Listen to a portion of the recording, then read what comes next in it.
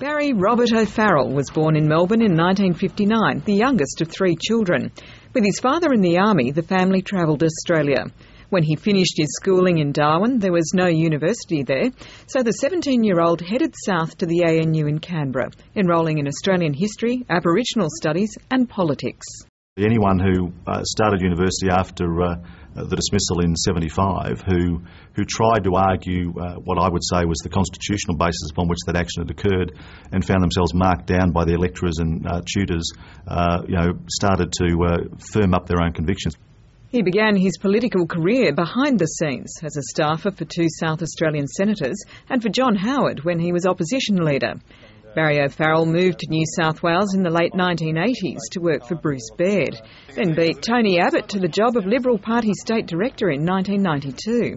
He entered Parliament in 1995, held several shadow ministries, and for nearly 7 years he was deputy. His image was very different back then. Big story, yes, but anything big about this is me. Even his allies described him as a grey man who didn't have the ticker or the will to be leader. But he lost weight, shaved off his beard and signalled a new ambition when Peter Debnan led the party to a disastrous loss in 2007. Barry O'Farrell takes on one of the most difficult jobs in politics. He withdrew from the contest when John Brogden resigned, saying he couldn't unite the party, but this time he says he can. The new opposition leader set about cleaning up his party's image, badly damaged by decades of warring between the moderates and the religious right. Organisational reform designed to end the spectacle that we've seen in the past, a spectacle of disunity, division, factionalism and unacceptable behaviour that has put my party and my parliamentary colleagues in a difficult position in trying to present ourselves as a credible alternative government. The big turning point for Barry O'Farrell and the Liberal brand came in June 2008 when he took on the government over electricity privatisation.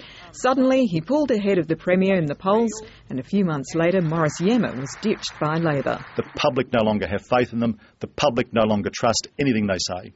Barry O'Farrell identifies as a Catholic, though he married and divorced early before meeting his wife Rosemary. He supported the stem cell bill and same-sex adoption and believes in maintaining the abortion status quo. Although he was opposed to ethics classes as an alternative to scripture in public schools, he's now confirmed they won't be scrapped. And not so long ago, Barry O'Farrell admitted to an altogether different sin. I have to say to you, surprisingly, that I watch federal politics and I'm impressed by Penny Wong and Julia Gillard, which won't earn me any friends anywhere. I don't agree with much of what they say, but as politicians, I think they're representatives that the public could and should be proud of. Of course, neither Barry O'Farrell nor Julia Gillard were the leaders then. Now he'll have the opportunity to express his latest views directly. Deborah Rice, ABC News.